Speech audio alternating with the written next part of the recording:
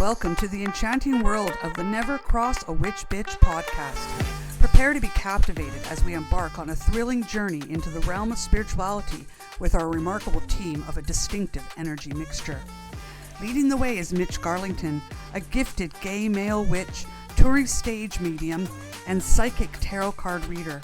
With a background in the competitive corporate world and experience as a Cher impersonator, Mitch brings a fresh and unique perspective to our discussions. Next, we have Lucy Locke, a former fundamentalist Christian missionary turned sex shop manager turned professional dog groomer turned psychic medium, trance channeler, and tarot card reader. Her incredible transformation into the spiritual world is truly inspiring.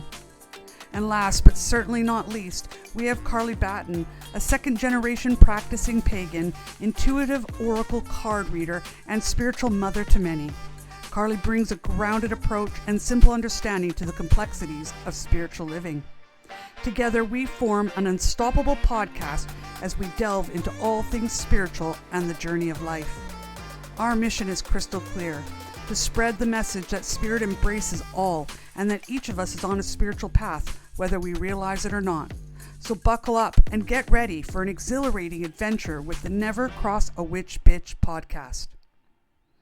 Please note that all ideas discussed and presented in this podcast are the personal opinions of the individual podcasters and do not necessarily reflect the views of each other or the viewers. Hi, everyone. Welcome to Never Cross a Witch Bitch podcast. This is our second podcast today. Joining me, Lucy Locke. I'm Lucy Locke. Joining me is Mitch Garlington. Hello, everybody. And Carly Batten. Hello, everybody. So we have an interesting topic that we were discussing. We've been discussing this between each other and separately with each other for probably a few months now, haven't we, Mitch? Yeah, I would say so, actually. It keeps kind of cropping up, doesn't it? So yeah, and I thought maybe some of our viewers that are practicing spirituality, even professionally practicing their spirituality, meaning earning a living from the different dimensions that they work in, have come across this. And a lot of people seem to not understand ego. Big question, isn't it? It's a big old subject matter, isn't it? It is. So where do we go? So what are your definitions of egos, guys? Well, that is a question. I find what is interesting with ego, for me, a lot of people think I am very ego-y, so this is really interesting as a topic. And I think there's a difference between people doing well and, just living in truth as opposed to being egotistic, because there's a fine line almost, isn't there, between the two in a way. 100% agree with you. I do think that people mistake an ego with someone that is confident, knows themselves, and is standing in their spiritual power. Definitely. And I think it's always remembering like where it comes from. If you were to walk in a room and think that your readings are from you personally, to me, that is ego. As long as you know it comes from spirit, it comes from source, and you're holding space and being a channel for them. Yeah, so it's going to be interesting. This will definitely be an interesting topic. What's your thoughts, Carly? Well, there's loads of definitions, isn't there? There's loads of definitions, up, didn't we? Well, yeah, I know. Well, we got a bit like, oh my God, we better stop, otherwise we won't get any podcast recorded. I think you have to be a professional psychologist to understand ego right down to it. Get our teeth and claws in it. Real subject.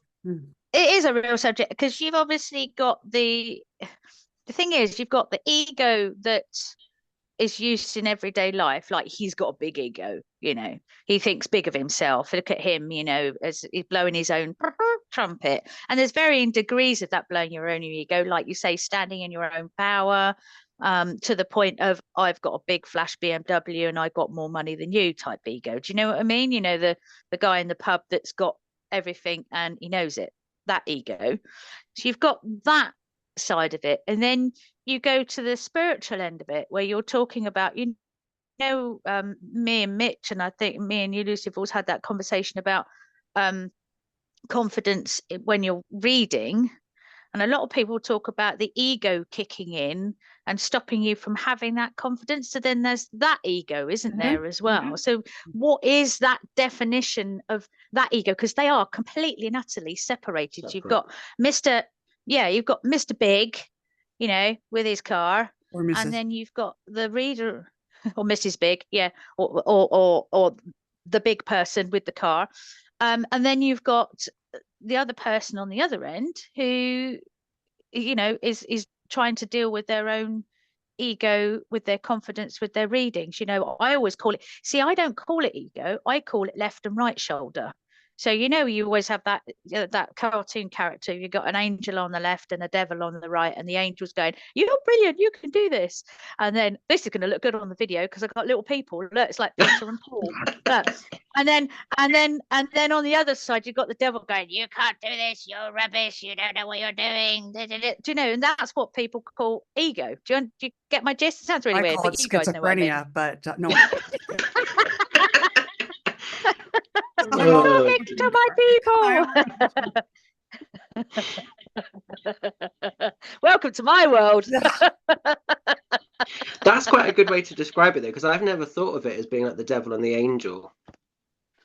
Well, I just see that as 50s, like onto the Flintstones. You're that age with me, Carly, that the Flintstones. Yeah. Tom and He's Jerry. Got a devil and an angel of himself on each side, whispering, Fred Flintstone, whispering in his ear. Yeah. Tom and Jerry. It used to be on the cat, Tom, didn't it? And the little mouse, the angel mouse, is going, and then the devil mouse is going, eat him. That type of thing. Which is interesting. I'm going to divert here. That's all made in the 50s, those shows. And that's when this kind of thing started in the 30s, 40s, and 50s, was when ego was brought into psychology through Sigmund Freud. So, it's interesting that it became part of the culture. Really. But I agree with you. I agree. Ego.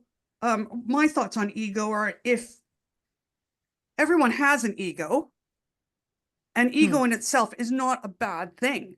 For us to be able to do this today, me, you, and Carly, we have to have some sort of like confidence, don't we? That we get up and we do this, and we, have to not really care what people think to a degree and all that kind of stuff. So people could say that's ego. And for me, it's like perceptions. So I could perceive myself as, I'm in a really good place because I'm feeling really confident in myself and I can do this. But people that don't like me, or maybe are struggling with triggers in their own life or low self-worth, could look at me like they have you, Mitch, and you've experienced, and say, boy, she really thinks she's something special.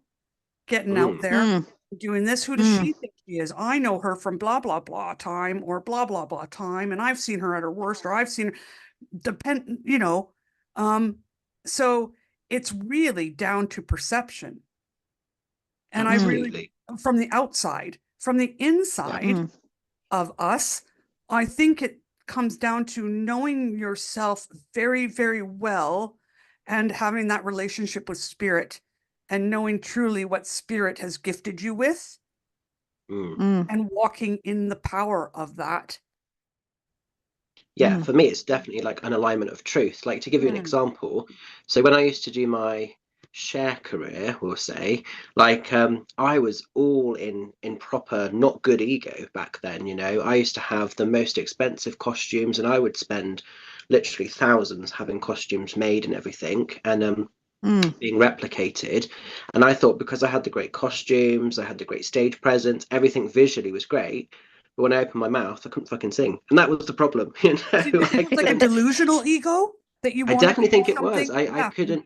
I mean, I always think I was a bit ahead of my time, actually. But like, because like with the kind of like Raoul Paul's Drag Race now, they're all miming, they're all lip syncing, and if I'd have done that and stayed with that, I think I would have been okay. But the voice definitely let me down. But in my head, I thought it sounded fucking amazing, and I had a huge wake-up call. I had a really bad experience, which I do talk about in my book, where basically I was booed off stage, and it was awful. It was really, really sort of bad point of my time. But I almost feel I needed to have that, because when I get up on stage and do my mediumship, I always laugh to myself, and I just think, whatever happens, even if I can only give one good message, it will never be as bad as that time I was booed off stage in full share drag, you know. And that thought makes me smile, it makes me laugh, it keeps Mascara me running going. down your face? Was there mascara running down your face? Yeah, it Then you was. should have went for It was Alice Cooper. You love Alice Cooper. You could have done I Alice know. Cooper instead of I Cher. did the wrong tribute. I did the wrong tribute. But no, but on a serious note, I think it's held me in good stead because, you know, that was all smoke and mirrors. And when I do sort of my work now, you know, I'm going in raw because when you do mediumship, you're literally going in raw, that there is no script, there is no pre-done lyrics. It's just you and spirit, isn't it, really? Totally. You know what? I'm just going to say Totally. something diverting to our last episode about tarot. Oh, yeah. People get scared of the tower card for us tarot readers. Some people, that's a tower moment that you had there. And that shook you Absolutely. up and it shook you right out of your share clothes. And I'm not mean like, but it took you, but it took you onto the path that spirit had destined for you. Do you know what I'm saying? Absolutely. Oh yeah, I thought that period of my time was so traumatic, but I needed to go through that. It was a huge reality slap, but I needed it to really embrace the medium within me that was really lying dormant, you know, because I didn't want to do mediumship. I was all about, you know, the sequins, the glitz, the glamour, and that wasn't to be my way forward. Do you think those, do you think spirit, that was a shaking of the ego? Spirit Yeah, shaking I the ego. I definitely think that I wasn't living how can I put it into words? I mean, I wasn't the same person that I am now. I was a little bit more materialistic. I was a little bit more less hearted, I suppose. You know, I did think I was something more than I was. You know, I was living in, like you say, that deluded state of thinking I was the dog's bollocks, and that wasn't the case. That's definitely what they call a spiritual kick up the arse, isn't it, really? You know, we all term that terminology of having a spiritual kick up the arse. Like you've been, I mean, you were, like you say in your book, available on Amazon and all good fairs that Mitch appears. You can get his book from. But you say in your book about, you know, being resisting the path of spiritualism, that ego kick, you know, is spirit. I definitely think it was spirit going, oi, what are you doing? You're on the wrong path. You're not listening. Get and do this. Unfortunately, they had to send somebody, you know, along to boo at you and boo you off stage, which is a bit unfair, A really. marvelous But I mean, for great. yeah. But I mean, to get back on stage, that takes Yeah, it's some a huge balls, thing. you know? Yeah, it is a big thing when you think that was like a room full of like, well, there's a little pub full of like 200 people, and it wasn't, you know, it was quite a rough little pub, not gonna lie. And what was interesting is I'd done so many kind of good shows before that, but I think that was just the point where like Spirit were like, you've got this out of your system enough. You're now going to do your actual work, which is, you know, my mediumship. Mm, mm. So it's Amazing, that isn't it, really? balancing. And for me, I'm the opposite end of the spectrum. For me, it was the victim mentality, the Okay. living in the victim mentality. And I think, Mitch, you've seen that a little bit in me where I play small instead Hmm. of stepping in my truth, if that makes sense. And that is ego. And that took actually coming, I think, coming from that side of things, the person that's had trauma, been a victim, and then stays in that victim mentality, trying to get them out of that is actually, this is my personal opinion, trying to get them out of that is maybe harder than shaking the person that's in delusional or really grandiose or a narcissistic almost ego mentality, because that just take a shake of being embarrassed, a little bit ashamed. Does that make sense? When trauma sitting in there, that's actually shame. They're sitting in shame and they're holding on shame and they're letting shame define them. And the hardest thing is trying to get someone out of that, saying you're staying in the victim mentality. People get really offended by that because they're like, well, I've had trauma, I've been hurt, this is the truth of my life. And it's spirit showing them. And it's almost a slower process to a degree, spirit having to show them over and over and over again. No, you can step out of that. You're allowed to Yeah, step you've been out of that. through I that. give you permission to step out of that. That's not who you are. Yeah, it's a piece of your story. It doesn't define everything about you, does it? Exactly. But it's easy to stay there. And we've had reads where we have people that it comes up and we've said this, where it's easier to stay in that victim mentality because it's actually really scary to step out in confidence and saying, ta-da, this is who I am. Like it or lump it. You know, ta-da, I'm going to walk in my light. You know, ta-da, I'm going to walk in my truth. And yeah, I might fall, and I might fall in front of people. I might, you know, not physically, but like, you know, energetically, whatever. We all go through things in our lives. You know what I'm saying? But standing in your power of that you are a creation of the universe. You are, how do we want to put it? Like a spirit resides in each one of us. Each one of us. And that's the thing is, I think too, sorry, I'm going off on a little bit. I do this. That's the thing is that we forget that we're all one. Yeah, we forget that we're all spirit having that human experience. So these things we go through, we've kind of assigned to come back to feel these things, haven't we, really, before we to return back to the spirit world, essentially. My daughter, my lovely Jazzy, came up with she rang me the other day going home from work like she does every day, and we were having a conversation about the podcast. The spodcast? What is a spodcast? The spodcast. Anyway, so we were talking about the podcast and about how things were going, and she saw a quote from somebody the other day, and it was really lovely. It sort of is intertwined with what we were talking about last week, and actually now what we're talking about this week. I think the quote was something alike, always remember that everybody is living for the first time, living this life for the first time. Doesn't matter how old they are, everything they're experiencing for the first time. And I was like, we had the most deep conversation, her driving, you know, back to her house. It's about a 25-minute drive. And I said to her, wouldn't it be amazing if we could all remember that? Because we would then, like you say, all be on the same level. We would all there would be nobody that would think themselves any higher, or nobody would think themselves any lower. You know, if we all remembered that we're all experiencing this life for the first time. So we're all living for the first time. And I just thought, I was just like, oh, Jad, that's so deep and meaningful. Oh, she said, bless her. She's a lovely kid. You know, we have these odd moments. But it's really true, isn't it? It's that I think you're talking about the ego and people standing in their own power. I think a lot of us have a lot of problems with being honest with ourselves, because if we admit to we're good at what we do, like even to ourselves, not out loud. So instead of standing there going, look at me, aren't I amazing? Blah, blah.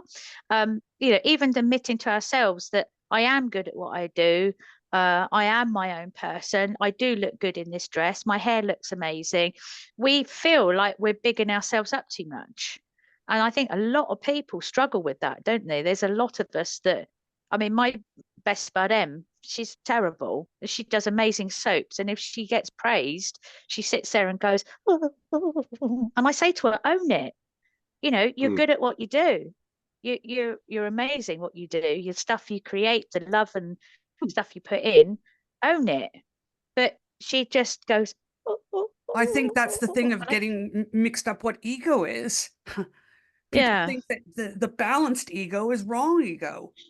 The balanced ego of saying, yeah, I'm good at this. Yeah, I can do this.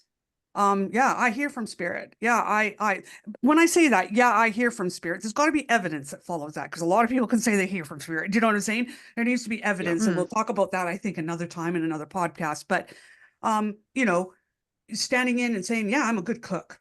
There's, you know, yeah, there's people will think, oh, what a braggart, you know, and I think that's what we're getting at. And that's actually balanced ego. There's nothing wrong with saying you're good at something. What comes unbalanced is if you think you're really special and like no one compares to you. And does that make sense? That kind of thing. It's when you feel like you're untouchable, isn't it? Almost. Yeah. And I like what you had to say there, Carly, about this is us all living this earth life for the first time. We forget that. I forget that with my daughter, and I birthed her and held her in my arms. There's times where she does things. I'm like, why are you doing that? And then I remember this is her first time here on earth. This is her first time experience this. She has no clue, what she's doing or how to experience that emotion, new emotions, new whatever, Same with you. It doesn't matter how old you get as a mum. Exactly. The next day is your first time of living that day with whatever experiences it comes in that day. My dad, who's obviously now a great granddad, it's his first time of being a great granddad. So every time you have an experience, it's the first time of having an experience. Like Jazzy talking to me the other day, I was so blown away by what she said. I mean, we have deeper meaning. We got a very good relationship, me and Jazzy. So we have some really good, deeper, meaningful conversations, but it really blew my mind. And when you start to think about deeper, you actually think, well, we're all the same. We're all living our days for the first time, because we were talking about the experienced and the experience, the definition of and the wording and all that. And she, it's amazing. I mean, like, bless Mitch. When I first met Mitch, it was very like, oh my God, it's Mitch Carlington. It was very fangirly, wasn't it? Sorry. How's this crazy? That's what I was thinking.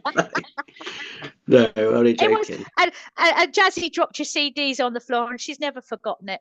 And I know, but that was really interesting because you guys were like panicking around me like blue ass flies, and I was like, "What's up with these two?" Because, and I think it goes back to that thing of like, I don't necessarily see myself in that light. I'm just very much like, I'm living for the moment. I'm just getting on with it, And I think, and if that's perceived, go on. Yeah, go on. No, go on. What were you going to say? Oh, I was going to say, sometimes I think that's perceived as like from the outside as like being something other, but I'm just getting on being me, that there is no hidden agenda, there's no darker energy at play. I don't have time for that, I think what it more is, I think what people have to sort of also, another definition of it, getting the difference between, it's very, very fine line, is admiration.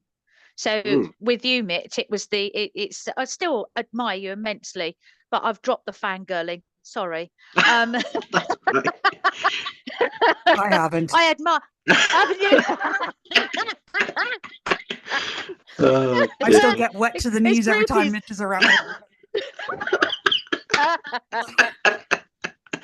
Only I was a gay man. I tell you what, that often. We'll have pom poms for next time. Go Team Mitch.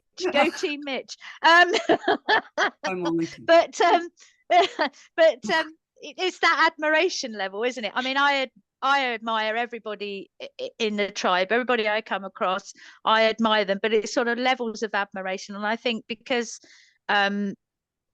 it's making sure you aren't egotistical. You're not a person that walks in the room and go, here I am. Why not? You should be. Sparkles, Carly, but do you think those levels of admiration come from the degrees that different people's perception of how they're holding that person and holding that power? So like, for instance, Mitch, and I'm quite similar to Mitch. I'm just not out there as much, but I like being in front of a crowd. Like the number one fear, it's actually a fear over death, is speaking in public. And I actually feel more comfortable speaking in public than I do speaking one-on-one to people. I get tongue-tied. That's interesting. I can struggle one-on-one. But if I get in front of a crowd, I think at least one person's going to laugh or one person's going to, like it. That's where I think I'm going to go off on a little bit here because I think it ties in, and I hope but that the people that admire that are usually the people that don't have that gifting. And then the people that get jealous of that are the people that either don't have that gifting and they can't accept that in themselves, or they do have that gifting and they're too freaked out to standing in it. And so they transfer that jealousy onto the person that's standing in their power and their gifting, and then call it ego. And actually it's really coming from jealousy from that person that's transferring all that crap onto them. And I think that's really interesting. I think everyone's guilty of that at different times in their lives, depending on where they are in their walk, where they are in their spirit, in their mentality, where they are in their shadow work, owning it. Like I've said to Mitch, go on, sorry, I was cutting in. Yeah, I've struggled with jealousy at different times in my life. I've struggled with jealousy towards different spiritual people in my life, and I own it. And I think there's nothing wrong with feeling jealousy as long as you own it and don't transfer it onto that person. Does that make sense? Jealousy, any emotion that comes up, so like jealousy, and then say jealousy, I think that's spirit's way of showing us this needs work, and I want to free you from that. But a lot of times the emotion's so uncomfortable or so shameful that we just instantly transfer it onto the person to make it look like that person's bad, when actually it's really we're jealous. That's interesting. I really struggle with this jealousy business because I don't get jealous, and I don't know. I feel like sometimes. No, I'm joking. No, no, but honestly, because this comes up quite a lot in conversations when people say, "Oh, they're jealous of this person or that person," and I really don't get this concept of jealousy because I don't get jealous. I might see a pack of tarot cards someone's using and think, "Oh, not come across those before. I'd love to have those," and maybe that's jealousy in a very small way. But I just don't get jealous of people. And to me, this is really. I find this alien, this part, because it's not there. Go on. I think I forgot where I was going with my track of mind. Oh, sorry, midlife brain. Oh, I know what I was going to say. I think jealousy is very much a human. It's a human experience. You know, it's something that we've got to have. And like Lucy was saying, it's about how the individual deals with that and how you acknowledge that feeling. Do you know what I mean? So if you're very body aware, we're talking very spiritual, very body aware, you acknowledge that you've got that feeling of jealousy, and then you go, oh, okay, why am I? Well, there's no need to be, and then you let it go. But if you're not sort of body aware and not aware of the feelings that it creates, because obviously then from jealousy, it's the seven sins, isn't it? You get the envy and all that malarkey. It then creates a rather ripple effect into other, feelings. So I think it's very much a human experience that I wonder you a bit if it possibly goes have into. to go through. I kind of wonder a bit if it goes into people's star signs as well on their elements chart, because I have noticed people that seem to be or have fire elements or air seem more outwardly jealous than the other ones. Oh, I'm definitely a fire. Like me and Carly are Sagittarius. We're Sagittarius. But like with me, I've got like all of mine are earth. There's no fire, there's no air, there's You know no what? water. That's funny because Colin's a Capricorn like you are, Mitch, and he doesn't ever struggle with jealousy. He's able to stand in his own power. Yes, I do wonder if the elements of that make it or play a part to it. But I think we pick when we're born and we pick all that. So that's part of the human. We're going into soul life planning, or which we'll do another podcast on. So hold your knickers, everyone. We're going to do a podcast on that one. But hold on tight to that broomstick. But and it's accepting that too. Okay, this might be part of my journey in this life. Yeah.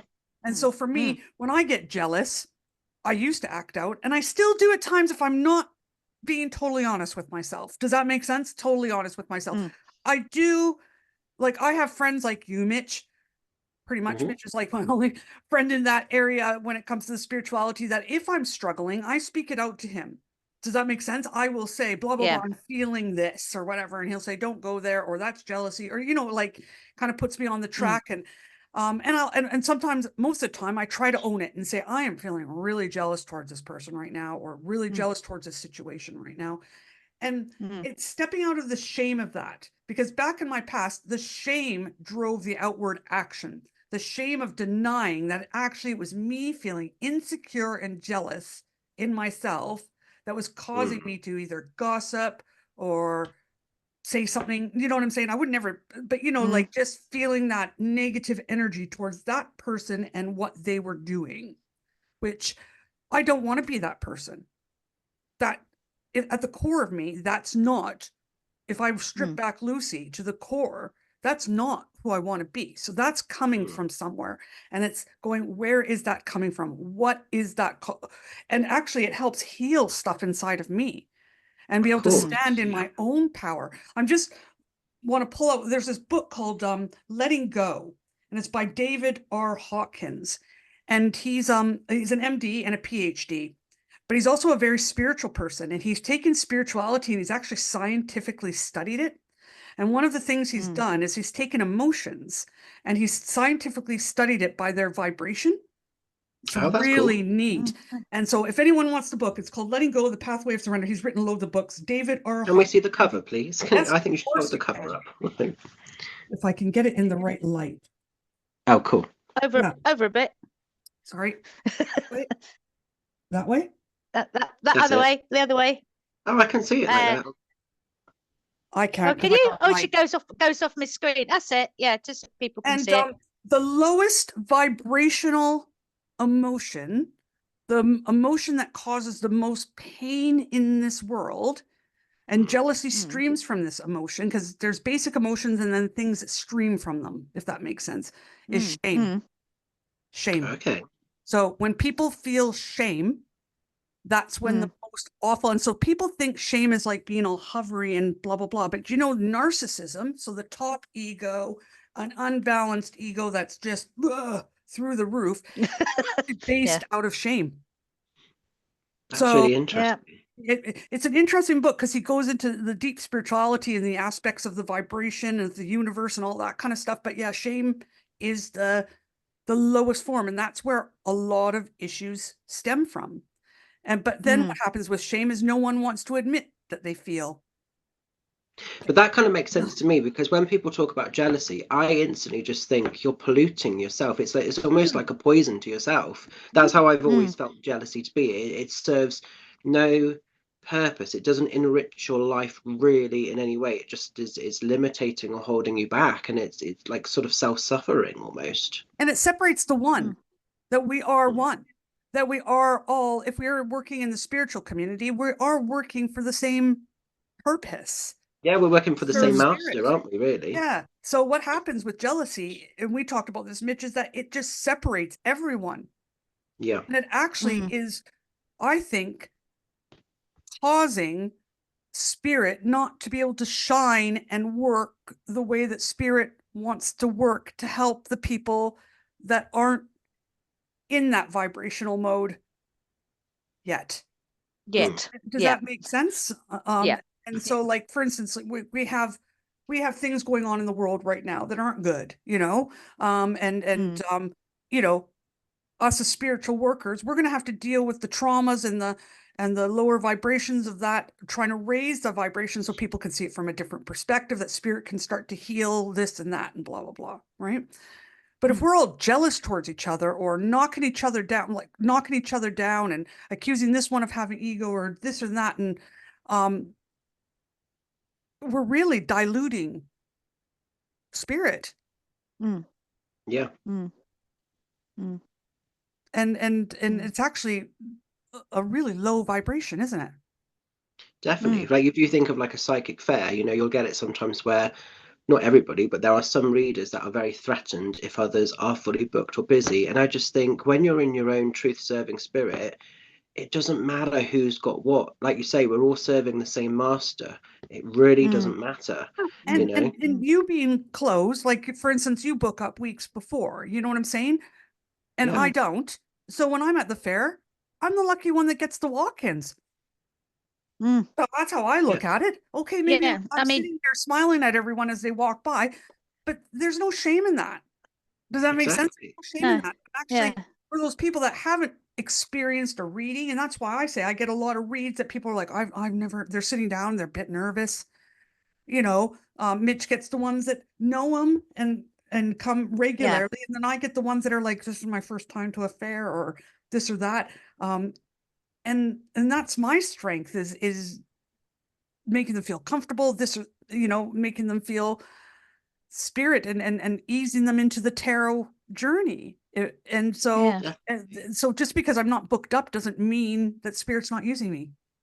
Exactly. And I don't see why it has to take anything away, because we both work our magic independently at the same time, Totally. Which is quite a beautiful thing when you think about it. 100%. And like how I see it in my mind's eye is, and this is not ego, but how I see it in my mind's eye is that we're all like beams of light. Does that make sense? And we also, and Sometimes our beams cross, sometimes they're individual, whatever, but just standing in your own beam of light. And without jealousy, those beams of light can really join together and create a really powerful light.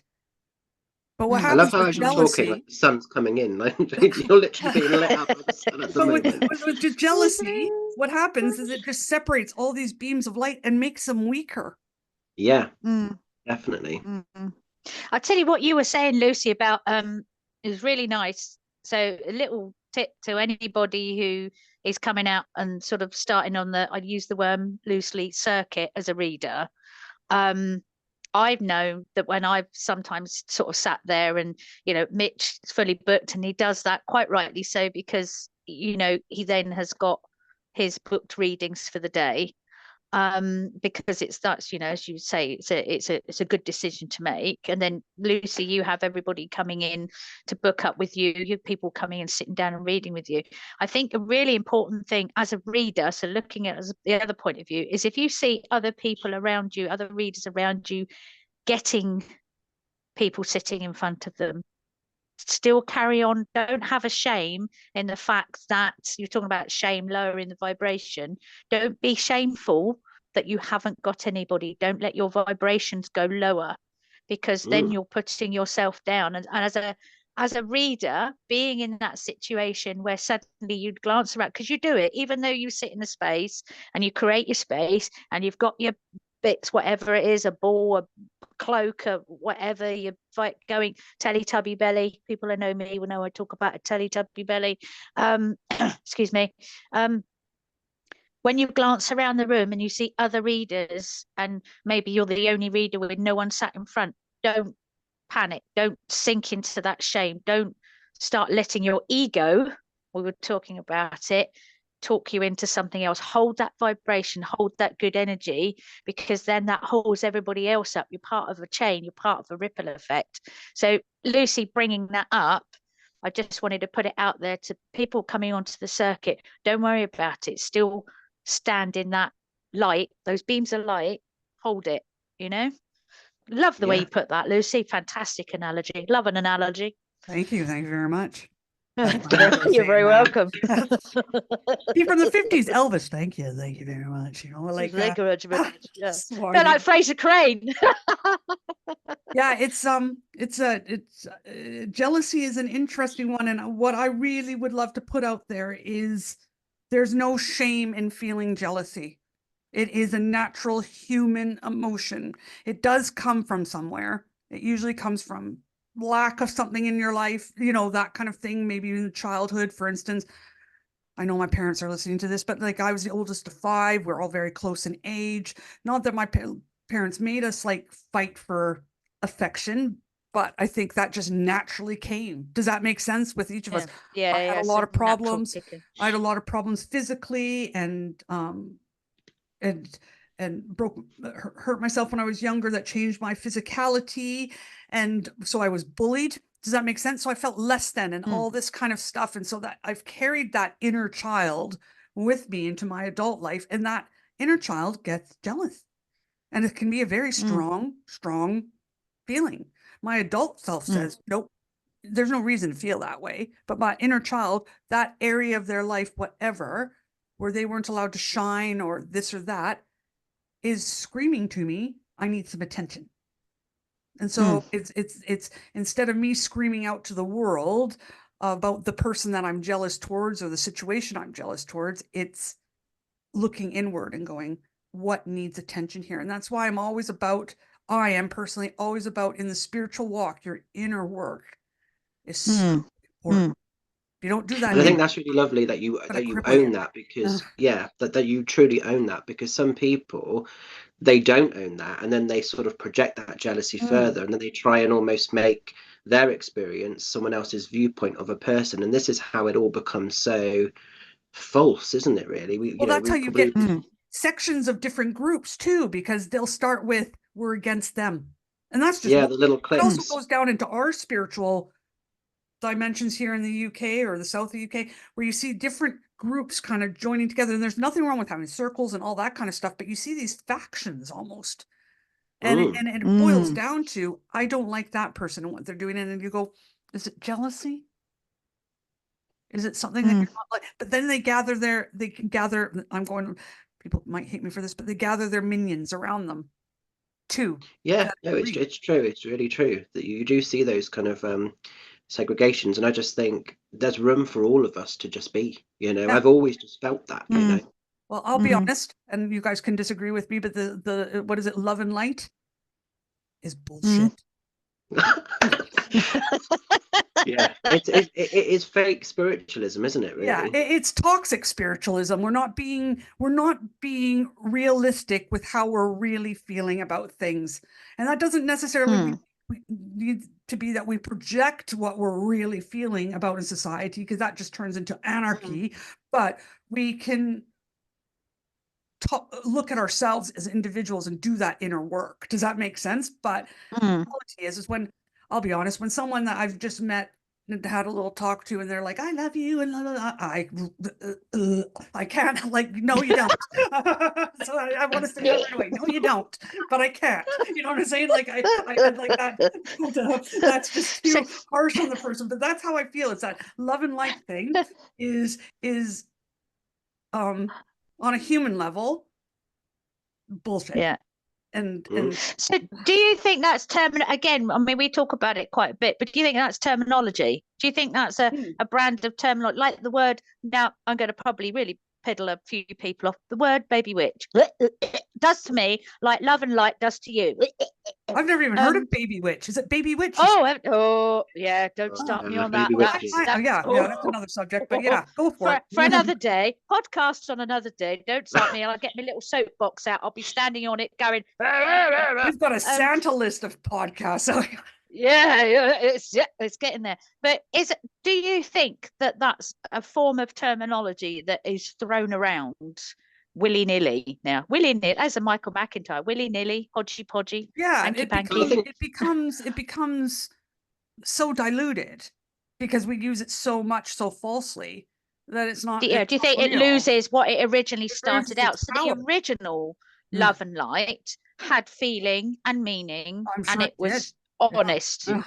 And then, like you say, like everything else, like children, babies are born undiluted, and as they go through this world, they become diluted with whatever they come in contact with, whatever, we were talking about children last week going to school, blah blah blah blah blah blah. So the original Love and Light, the original meaning behind it is love and light. I send you love, I care for you, I send you the light of the day, I send you that sunshine, I send you that light at the end of the tunnel. There's good meaning behind it. But I think what the terminology got to be careful is it's not thrown around willy-nilly with no meaning behind it. If you've got good meaning behind it, like I think if you could break, I think you'd end up breaking it down, wouldn't you? I love and light, but it's slightly grey today. I might be pissing down next week. If you could say that, it would probably mean that it was like love. Love in our language, the English language is just very, very not that great, if that makes sense. Other languages, for instance, love would have probably 20 to 30 different terms for the word love. 20 to 30, 40, 50. I think Eskimo or Inuit has like loads of different words for love because there's different types of love. Right? So yeah, absolutely. When someone says they love me, we kind of like there's romantic love, there's sexual love, there's like friendship love, there's love how I love my grandma and grandpa, there's love how I love my daughter. It's all different feelings and different levels. English just doesn't have that capability, and so it gets diluted very quickly. Because we're not, I think then it gets overused. The true emotion of what that person's saying, because there's no words for that true emotion of what that person's saying.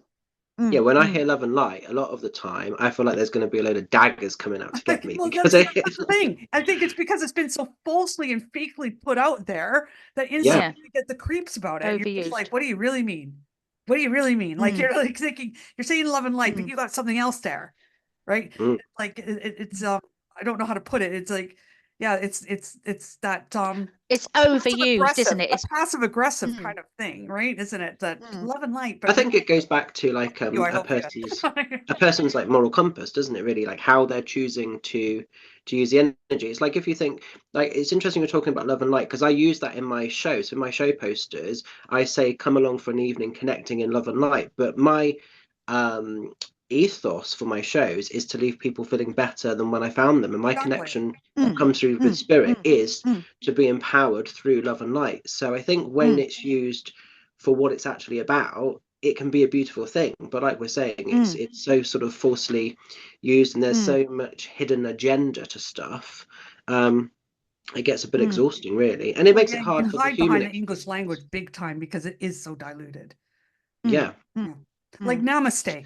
Namaste's got one of the most beautiful meanings ever. It's like I forget, it's I respect the love and light in you, like I respect the love and light in me, or something like that. Like it's acknowledging that equalness, and that we're both creatures of light, and that we're both creatures of the same, from the same source, on the same plane. Yeah, people just say namaste, like they think it's chic and cool and kind of, but it actually has a real, and it's not powerful meaning, doesn't it? We don't capture the energy behind things, if that makes sense. And that's where the power comes. So like Mitch, with your show, you writing love and light in your thing, in your premise, right? I've been to your shows, you do capture the energy of love and light. Every person that you do mediumship for is for that relationship, or it's just healing all around. Does that make sense? And the healing is personal to the person that you're talking about, but that's love and light, that spirit acknowledging that person, that spirit saying to that person, I am real. There is more to this earthly 3D life than you can imagine. And that is amazing to 95% of the people out there that have never experienced that on a regular basis.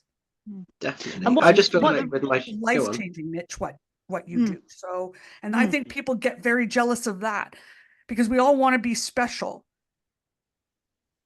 And we want to be like Mitch. Yeah, well, the thing is that we all want to be special, but we look at being famous out there, famous, seen as special, when it's just a different type of special.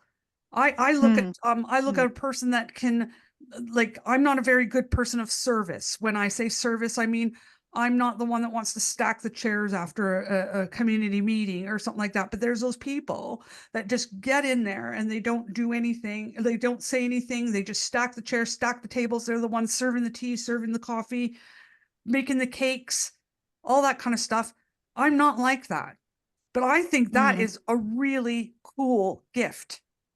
Because you're making people, does that make sense? So like even the background giftings are so special. They're the backbone of whatever. When we're out on the stage or we're out talking like this, we're just the mouth, but that's what people see. But exactly, the mouth is held by all the skeleton of everything else, right? So yeah, exactly. We're all parts of a body of spirit. If that, I don't know if I'm going way off tangent here. Yeah, absolutely, completely agree with that. I mean, a lot of people, obviously, you guys met at a very seedy fair.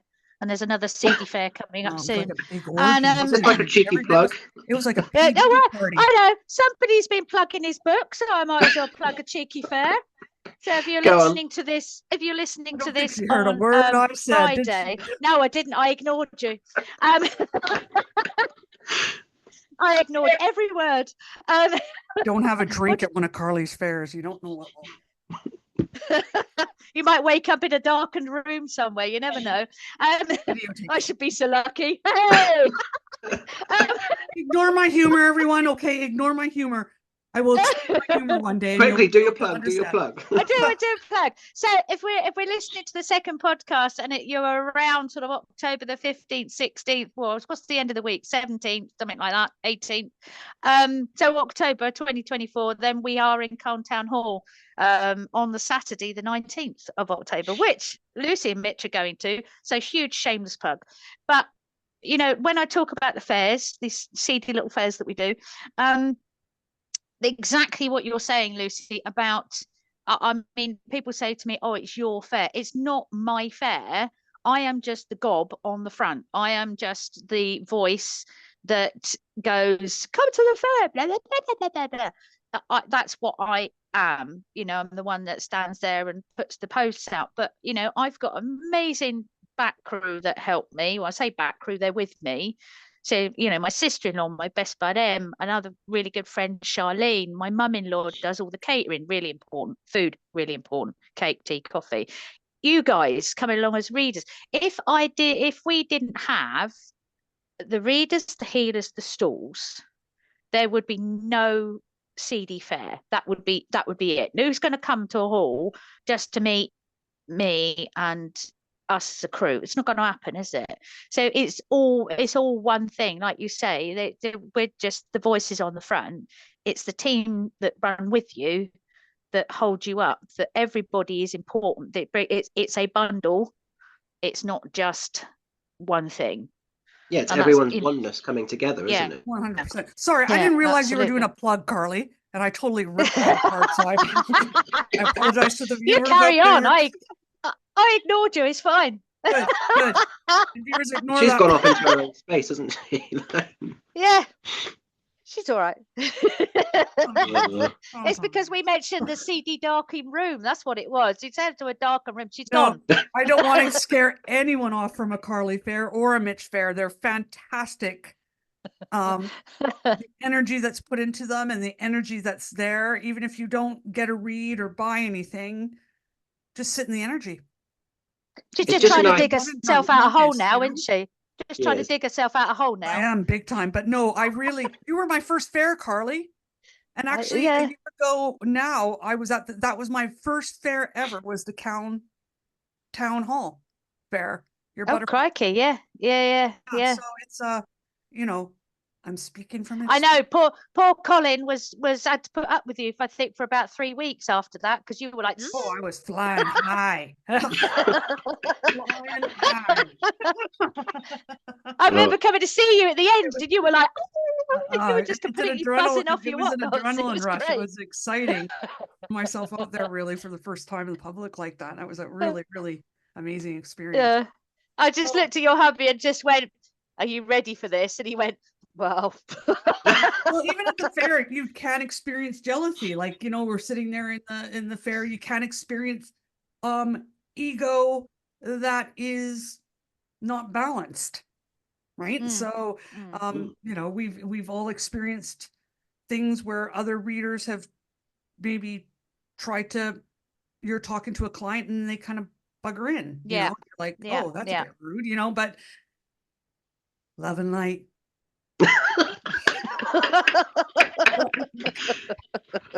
Love and light. You said that through gritted teeth. Namaste. Now that is a prime example of now not to use it. But yeah, no, it's a beautiful, beautiful, fun place to be. Even if you're not spiritual, you'll see some neat things. Do you know what I'm saying? Like I just Colin even likes them. He likes going and looking around at the different paintings that people do, and people do all kinds of. It's a chance to shine the giftings, isn't it? But then, I mean, that place, in all fairness, if we're talking about examples of love and light, Mitch is, getting back to the feeling behind it. When Mitch wrote his banner, the thought was in that banner. You can see that the thought was in that writing, bringing the two worlds together. And exactly the same way with the fairs and any energy that we put into it. I don't just sit there and go, oh, I'm going to put them there, them there, them there. There's a whole thought pattern. So if you want to have an example, Mitch's banners are genuine love and light, and the fairs are genuine love and light as well. We make sure that the energy fits with who we've got in the room, with the room space. So, Calm, the Corn Exchange downstairs can be a little bit flatter than the beautiful Queen Victoria big hall upstairs, if you've ever been to Calm. But we know that also downstairs, it's on the pavement by the bus stop on the road, and it's a little bit flatter. So we put people in there like the double D's, they go, they're part of the welcoming committee because they're Dawn and David. Double D. Sorry. Double D's, Dawn and David. Oh, okay. Sorry, I didn't know who Dawn and David was. I was thinking something else. I'm like, women with big boobs. You put out. Well, Dawn, bless her, always says to me, she says, it's the first and only time I'll be a double D, she says. Oh, bless her. But yeah, it's what a neat discussion. I don't know what time we're on, you guys. Oh, I think we've gone over on time. Sorry, I was meant to be time clocking, wasn't I? Yeah. I think we've about 1 hour and 15. Sorry, guys. Oh, okay, yeah. And I know that I know Paul's Mitch's husband is probably just outside the door eating his own arm because they're wanting to go for a roast dinner. Sorry, guys, that sounds so professional, doesn't it? But gotta be fed. And poor Mitch doesn't have any heating. So hopefully that'll be fixed tomorrow. Poor Mitch, everyone. He doesn't have any. His boiler broke. They're fixing it on Monday. He can. Yeah. So he's freezing to death. So should we call it a? Yeah, we'll wrap it up. I think it's been a cool one. Yeah. It was awesome. Anyway. And yeah, please join us next Saturday if you want to see us in the flesh. I'm not a double D, but I'll be upstairs doing readings under Bringer of Light Tarot. See that Bringer of Light Tarot. Bringer of Light Tarot. And Mitch will be upstairs with me, and Carly will be bebopping. Are you doing reads at this one, Carly, or are you just bebopping? No, I'm gonna be a little red blob scooting around the place. Yeah, because Carly's running this fair, so she's gonna be. But yeah, I'm not running the fair. I'm just the face. The face with the harassed look. Yeah, but we'll be there from 11 till 4. It is at the Town. That's a tongue twister, isn't it? Town Hall. Town. So you say Carn different. I say Carn. Town Hall. I lived there for 10 years and I still don't know how to pronounce it. I don't live there anymore, but yeah, I lived there for 10 years. I still don't know how to pronounce it. But that Canadian accent, I can't get my mouth around anything. That's not bad. That's for another podcast. On that note, we're going to say bye. And love and light, everyone. Love and light. That's going to be our new saying. Namaste. We'll let you get your mouth around that one. Right. So I'm going to say bye for now, Mitch. Take care, guys. See you soon. Miss Carly. Bye. See you soon. See you next week, everyone. Lots of love. Bye for now.